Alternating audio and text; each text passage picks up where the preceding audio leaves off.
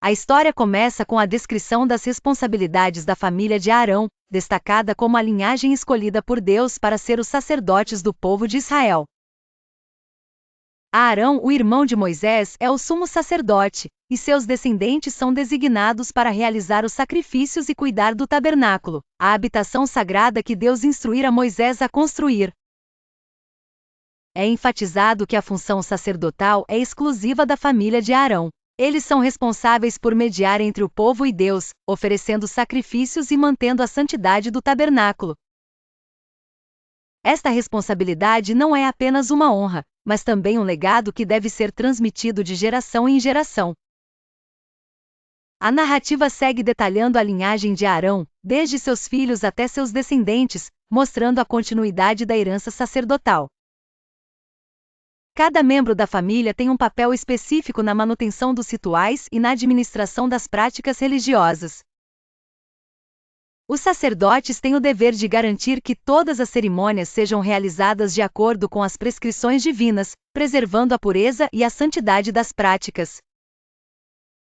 Esta família desempenha um papel central na vida espiritual de Israel, sendo a ponte entre o divino e o terreno. Além disso, o texto destaca que esses líderes religiosos devem exemplificar virtude e dedicação, sendo guardiões das tradições sagradas e guias espirituais para o povo. A linhagem de Arão, portanto, não é apenas uma questão de sangue, é uma vocação divina, um chamado para servir e liderar a comunidade israelita na adoração e nos costumes religiosos.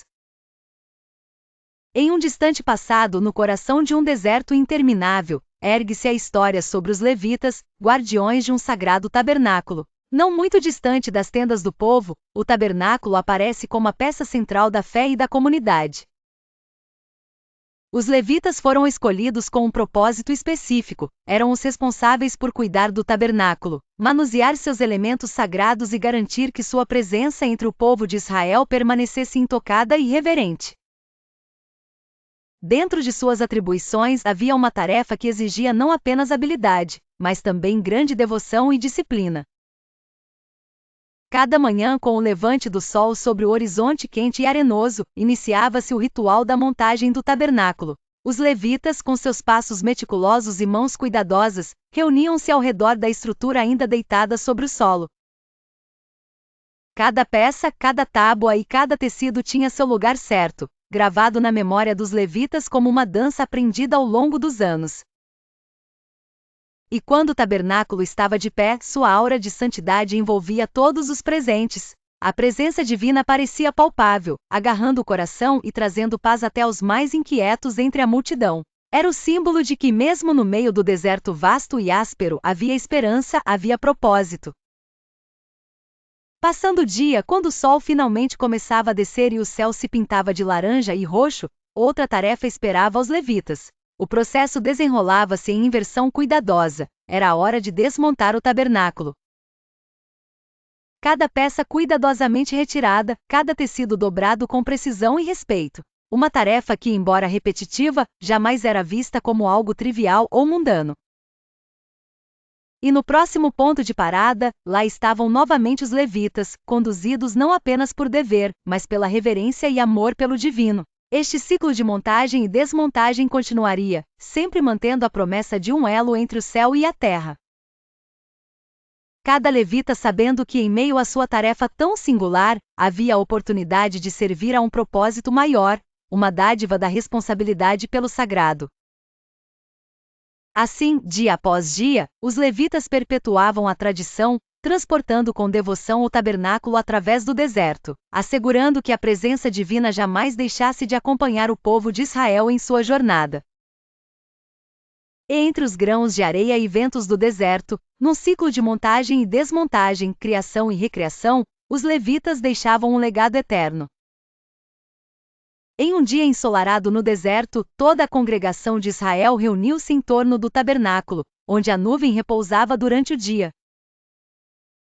O aroma de incenso pairava suavemente no ar, e o ambiente estava cheio de expectativa.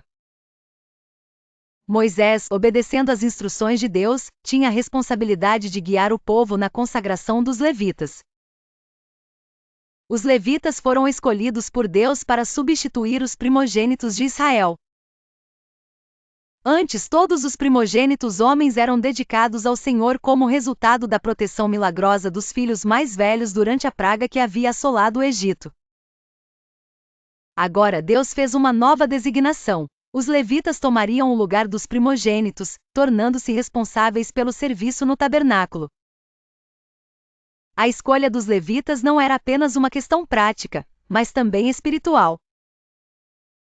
Eles seriam os guardiões do sagrado, responsáveis por todas as tarefas dentro e ao redor do tabernáculo, cuidavam dos objetos santos, carregavam a estrutura do tabernáculo durante as viagens, e auxiliavam os sacerdotes na realização do culto.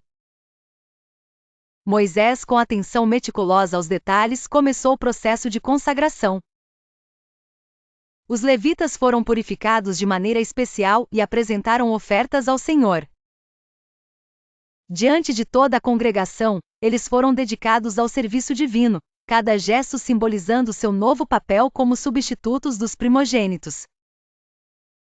Durante a cerimônia, Moisés aspergiu água purificadora sobre os levitas, e eles rasparam todo o cabelo como sinal de pureza.